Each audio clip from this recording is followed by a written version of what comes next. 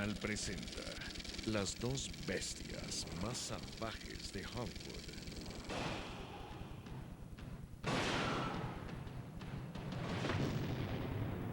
The alien, the predator, two of cinema's greatest creatures, and probably the most frightening too. Hi, I'm Lance Henriksen, and tonight I'm touring ADI's special effects shop, who bore these two creatures for their latest cinematic tour de force. Only this time they're not battling mankind. They're in combat with each other. I hope you're ready for Alien versus Predator.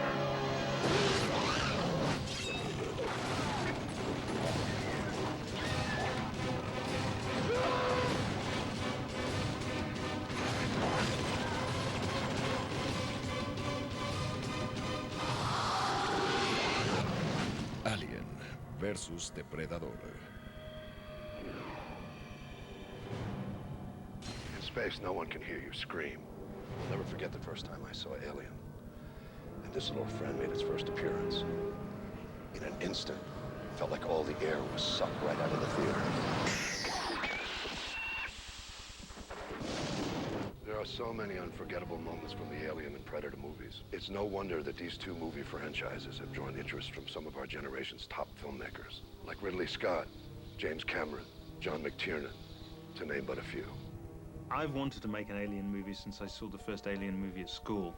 And I kind of crept into it because I wasn't old enough to go and see it. And it scared the living daylights out of me. I always felt it was a pretty straightforward action thriller. The old dark house, basically. And we're going to watch them each get taken out by this terrible beast. It was a very logical film in many ways, with a thriller format. And I thought that was an excellent blend. It was perfectly reasonable, it seemed to me, that some organism should incubate within the warmth of another being. I think when you're dealing with confined space, that's one of the very much used aspects of the thriller. There is no escape. That is one of the bases of the real tension of the film. There were only 7 or 8 people in the whole movie. So Ridley had said to me one day, he said, I'm going to cast every other role with the most brilliant actor I can that doesn't need help from me, because I'm going to concentrate on the visual style. The thing that really worried me most of all, because I figured I could get all the environment right, all the costumes right, and get the casting right. But who was this beast? What was this beast going to be? And that's what we started talking, in great detail about Giga. First second that Ridley saw Giger's work, he knew that the biggest single design problem, maybe the biggest problem in the film, had been solved. I just thought it was stunning, and I just stuck to my guns saying, no, just to get this right is going to be incredibly difficult. I always felt keep it really tight and only see the bits you want to see, because this is always stronger than anything else. So if you think you've seen something, it's always going to be probably more horrific and horrifying. Ridley Scott made this film that I think just stunned the world, and I was one of the people who was stunned by it when I saw it. And a few years later, when I became a filmmaker myself, I actually, saw an opportunity when I was asked to write the second one to, I wanted to make a film like that. I was so impressed by the world that he created, the characters that he created, and the design. But I think that there are many accomplishments in that first film, and he really set the bar very high for science fiction in general. From the time we thought about tackling it, Jim's perception was, we're doing a sequel, we're not doing a remake. We're not trying to do a gothic horror film, we're going to do a combat movie. And that was how we perceived being respectful of the original vision of Ridley Scott and not trying to remake it. What I've tried to do is take what I personally was interested in from that film, certain aspects of the alien's life cycle that interested me, the Ripley character, which interested me greatly because of the fact that it's a strong female character and that sort of thing.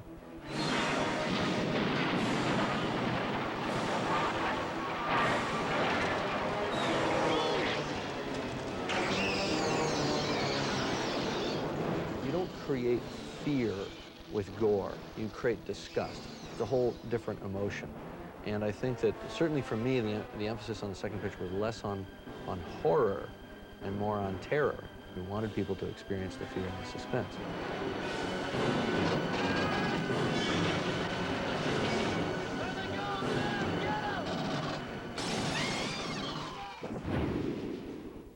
John McTiernan is a really wonderful action director. He has an ability to take a script and infuse it with both a sense of energy but great storytelling. It's always been important to me somehow to try to give a sense of a place, create a sense of a place, and create a sense that this fight happens in a specific place. Because it was in an isolated environment, it had wonderful theatrical possibilities. You could make it all spooky, and you could create whatever world you needed, which ultimately we did. I think Stan Winston gave the Predator a great look. He came up with that unique hair design, came up with those jowls. He really created an indelible monster. He was going to be a warrior and a humanoid, muscled out warrior. We're also doing the heat vision that he uses to see, so that the audience doesn't just see heat, which is kind of a disorienting image.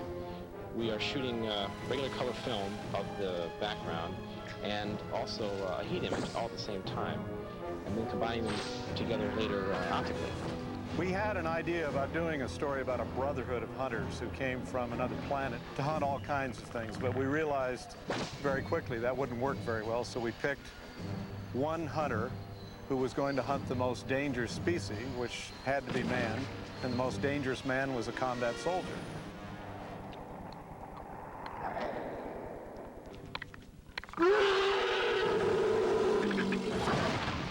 When we come back, we'll find out just how these two creatures happen to be in the same movie together.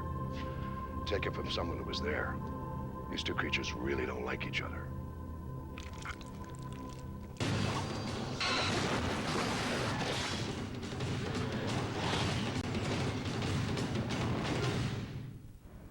By now, you must be wondering why I'm the one talking about Alien versus Predator.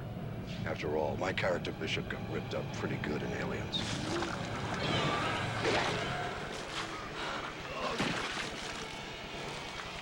I'm still hooked on the stuff. The director, Paul Anderson, has been working on the AVP project for 10 years.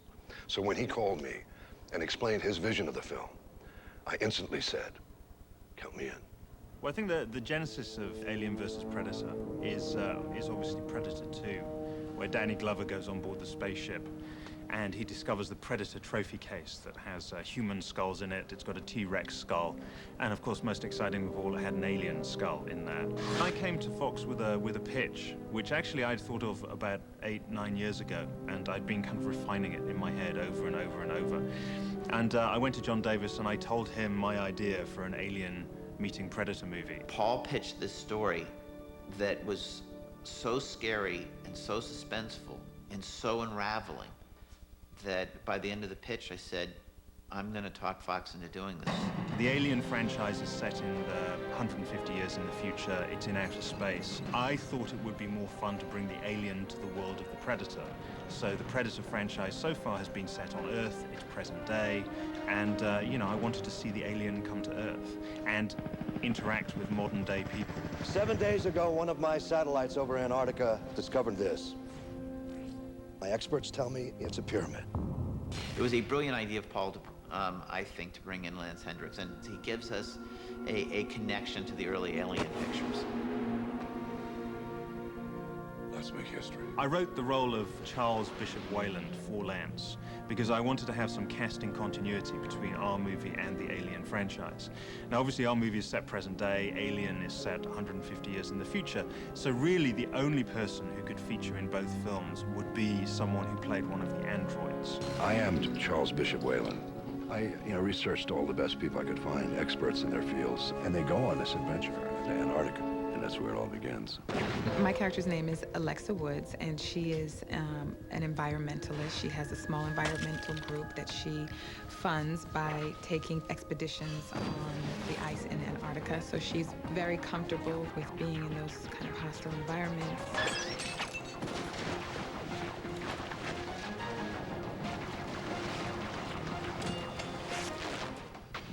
character is Sebastian. I'm an Italian archaeologist. Wayland found a pyramid, but I discovered that pyramid was a mixture of 3 different cultures. I got so excited because it could change history. But the discovery they also made, they discovered that the pyramid has been built by predators. The story's all here. Hunters discovered a backwater planet. They taught the humans how to build, and were worshipped as gods. The Earth holds a very special place in predator society. It's where if you want to progress in the predator clans, you have to first come to Earth and you have to battle aliens. And that's what this group of scientists get caught in the middle of. Did you hear that?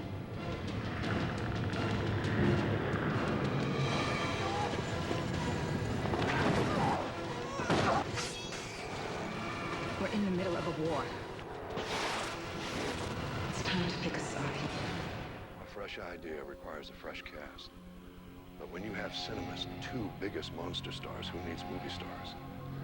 In developing Alien vs. Predator, director Paul Anderson took his casting cue from the original Alien film.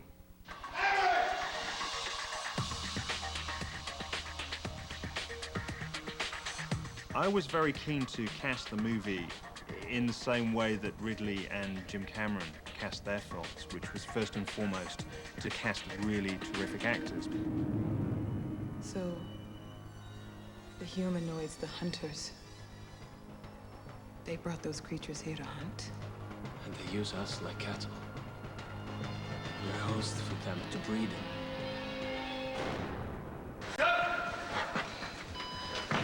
The reason why we took so long to cast the Lex character is that I knew that whoever we did cast was basically stepping into the boots of Sigourney Weaver, and I wanted someone who could live up to that.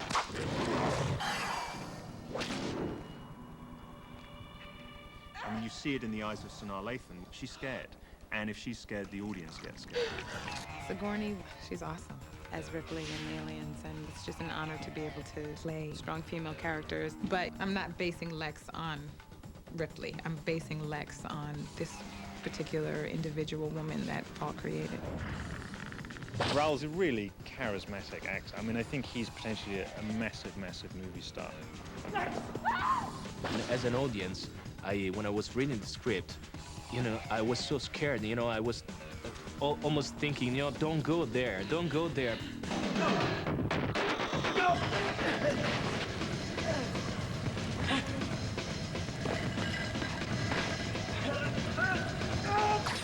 But I wanted to be part of the team in that moment because you love the characters. Let's go!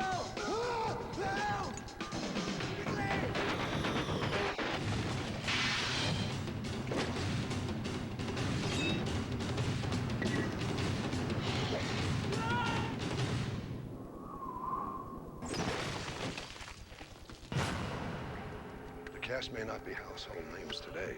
After AVP opens, who knows, one of them may become famous enough to run for governor of Minnesota or California. When we come back, I'll introduce you to the AVP special effects wizards.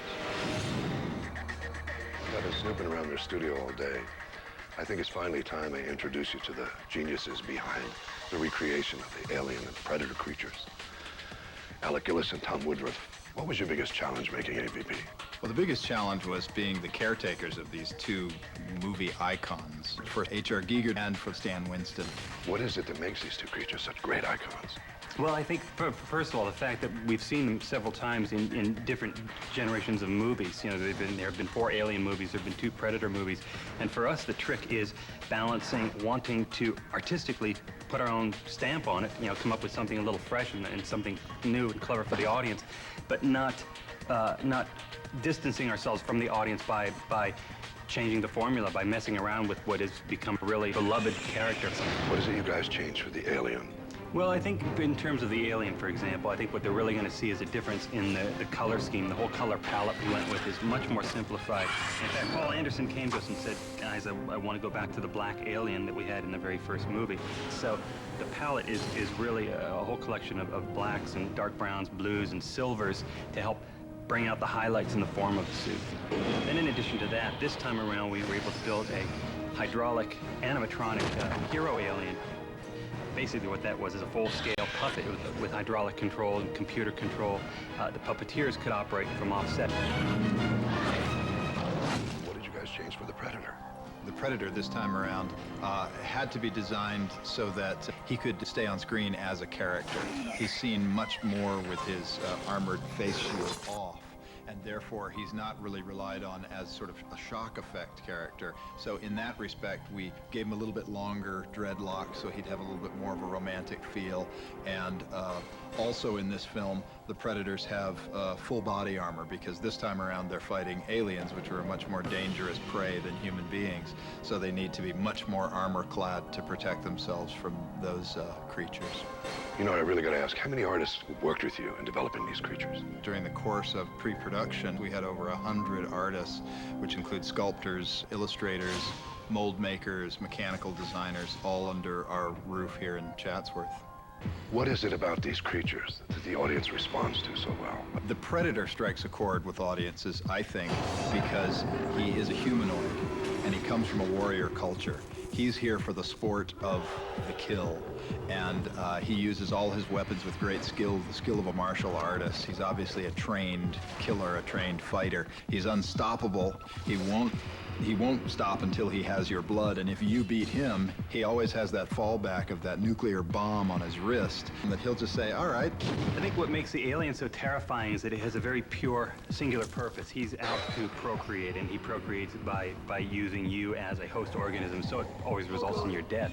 So once the alien has it in mind that you are his prey, there's going to be no changing the outcome. He always gets his way. State-of-the-art computer effects. Push the action that extra mile.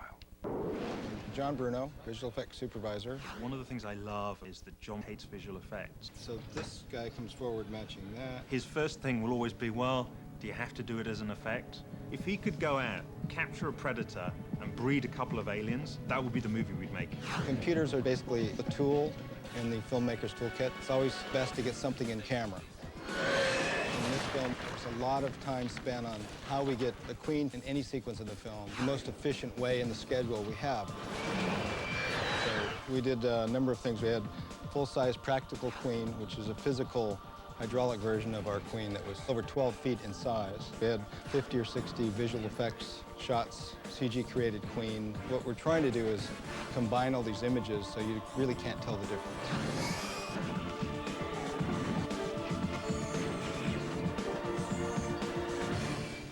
So we have the Queen stuck in the Queen's chamber, CG on top of the miniature. It's one example of difference between why use CG and why use a puppet. In this case, the Queen doesn't have to do anything particularly extraordinary. You can roll and roll and roll and just try different things, different positions and stuff. To try and puppeteer 5 aliens at the same time, jumping onto the Queen. You know, that amount of detail and movement and complexity would, I imagine, be impossible.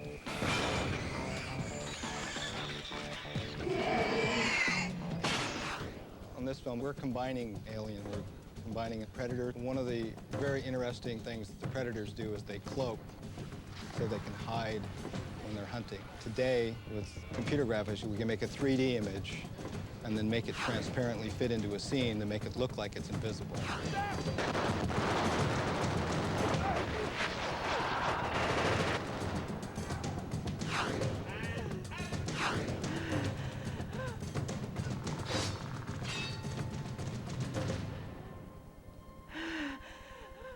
One of the interesting things we're doing in the film is with the facehuggers. They do something which Paul, he wrote into the script, he really wanted. He says, well, I want to see facehuggers leaping in slow motion. That's done entirely in the computer.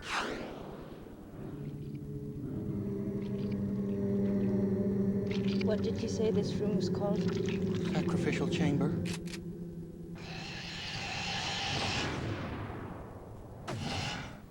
One of the shots we did was the hugger. This was something they wanted to achieve digitally to show the kind of full gore and detail of what that would look like.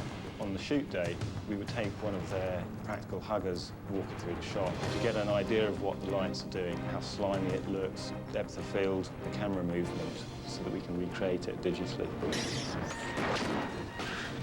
Technology technology and special effects available to us, we've created incredible predators and aliens. We've made them so much scarier and so much more interesting. This is a movie that will wow you. This is a movie that will overwhelm you. This is a movie that will scare you deeply. We'll have more AVP in a minute, but right now, let's take this fight to the street. Who do you think will win? I think Predator is definitely gonna win. Definitely the alien, because you've got like acid for blood, and you've got like that vicious like demeanor. I definitely think Predator's gonna win. Yeah, I definitely think Predator's gonna win too. Alien is gonna kick Predator's butt. I think the Predator's gonna win. The alien. Predator's gonna win. The alien. The Predator got the gadgets. You see, he had all of the and his wristband, atomic bombs, and all the stuff. Alien ain't got none of that, man. The alien's gonna win, no problem. Predator's gonna win. Alien. Predator. Alien is gonna win. Predator. Predator. Alien. Alien. Oh, man, the Predator. I'd like to thank Tom Woodruff and Alec Gillis for allowing me to run wild in their creature show. The time has finally arrived for the alien and the Predator to do battle. I don't know which creature you're betting on, but one thing is for certain. Whoever wins, we lose. Alien and Predator fans can look forward to certainly the best looking aliens and predators they've ever seen in a movie. I mean, I'm the biggest Alien and Predator fan. I'm the most critical of the work we're doing here. I can say without doubt we've made these creatures look better than they've ever looked before. They do more amazing things than they've ever done before. You see more of them than you've ever seen before, and you see a lot more high impact action. You know, you really see these creatures going at it. Two fast, vicious, scary, enormous creatures that are in a chamber where they literally just tear the place apart.